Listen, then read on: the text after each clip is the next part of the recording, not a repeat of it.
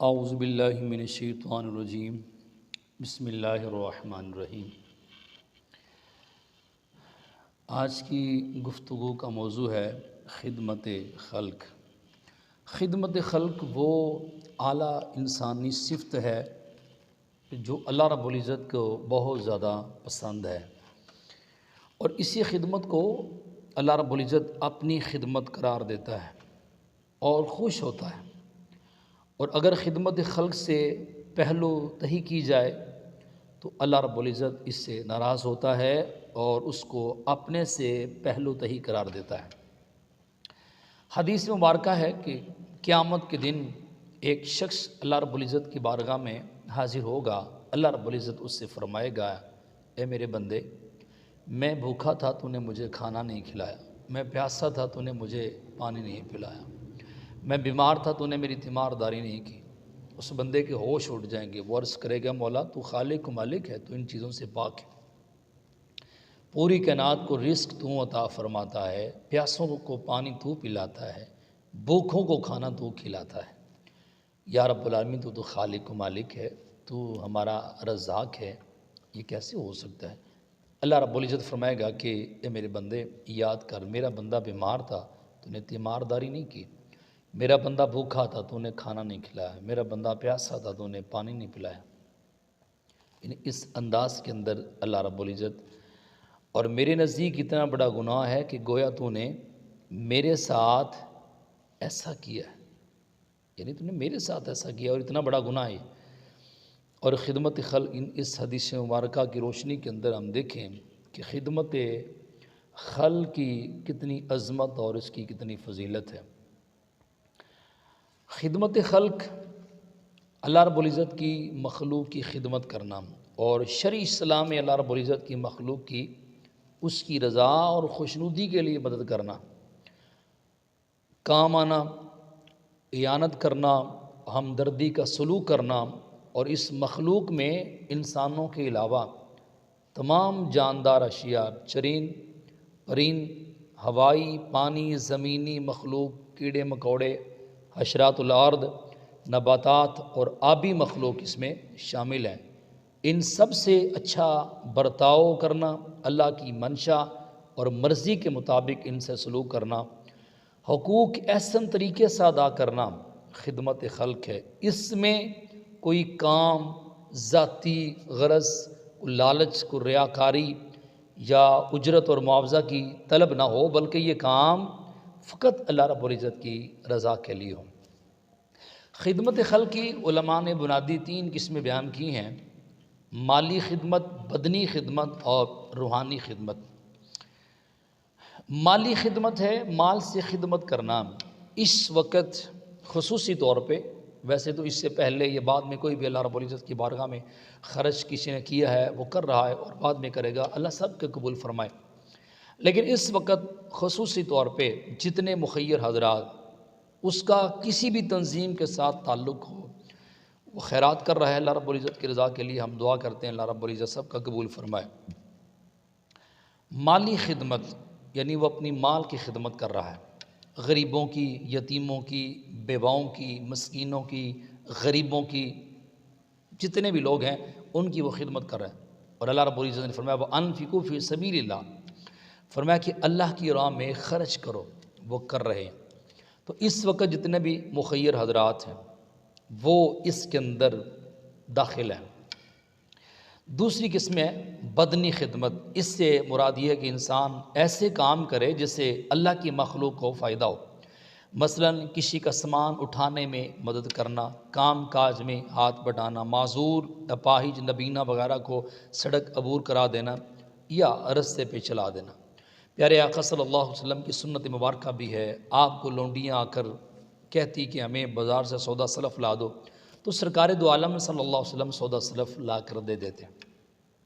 حضرت خباب رضی اللہ تعالیٰ عنہ کے گھر جا کر ان کے جانوروں کا دودھ بھی دعاتے۔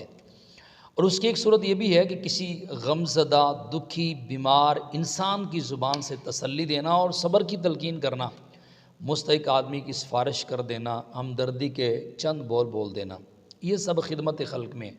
تو اس میں بدنی خدمت کے اندر اس وقت ہمارے جو ڈاکٹر حضرات ہیں وہ ہیں اس وقت جو اس کرونا بیماری کے ساتھ وہ اپنا استقامت اختیار کی ہوئی ہے، وہ لڑ رہے ہیں اور مریضوں کی دیکھ بھال کر رہے ہیں اور اس کے علاوہ مریضوں کا علاج کر رہے ہیں۔ اس کے علاوہ ان ڈاکٹروں کے ساتھ ساتھ جتنا بھی پیرامیڈیکل سٹاف ہیں وہ ان کے ساتھ آرمی والے، پولیس والے، ہمارے صحافی حضرات، تو یہ جتنے بھی لوگ ہیں یہ سب اس کے اندر آئے، اس وقت یہ بدنی خدمت کے اندر ہے۔ اور اس کے بعد روحانی خدمت، اس سے مراد یہ ہے کہ دوسرے انسان کو سیدھی راہ پہ لانے کے لیے تبلیغ کرنا، برائی سے بچنے کی تلقین کرنا، نیکی کا حکم دینا اور برائی سے منع کرنا، یہ روحانی خدمت ہے۔ اور اس وقت لاک ڈاؤن ہے، اس لاک ڈاؤن کے اندر ہمارے جتنے بھی علماء، ہمارے مدرسین، ہمارے مبلغین، جتنے بھی ہمارے علماء ہمارے سر کے تاج ہیں، وہ آڈیو کے ذریعے، ویڈیو کے ذریعے، تحریر کے ذریعے، سوشل میڈیا پر، الیکٹرانک میڈیا پر وہ اپنا اپنا حق ادا کر رہے ہیں۔ وہ قرآن و حدیث کی روشنی کے اندر ہمیں جو تعلیم ہے وہ دے رہے ہیں اور ہمیں اللہ اور اس کے رسول کا جو پیغام ہے وہ ہم تک پہنچا رہے ہیں۔ تو یہ بھی خدمت خلق ہے، علماء یہ جو کر رہے ہیں تو یہ بھی خدمت خلق ہے کہ ہم تک ان کا جو پیغام ہے یہ پہنچ رہا ہے۔ اللہ رب العزت قرآن مجید فرقان حمید کے اندر فرماتا ہے وَافْعَلُوا الْخَيْرَ لَعَلَّكُمْ تُفْلِحُونَ، اور تم نیکی اور بھلائی کے کام کرو تاکہ تم فلاح پا جاؤ۔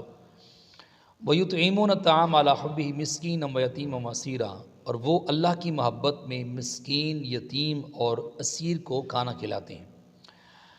أَرَأَيْتَ الَّذِي يُكَذِّبُ بِالدِّينِ فَذَلِكَ الَّذِي يَدُعُّ الْيَتِيمَ وَلَا يَحُضُّ عَلَىٰ طَعَامِ الْمِسْكِينِ، کیا آپ نے اس شخص کو نہیں دیکھا جو روز جزا کو جھٹلاتا ہے؟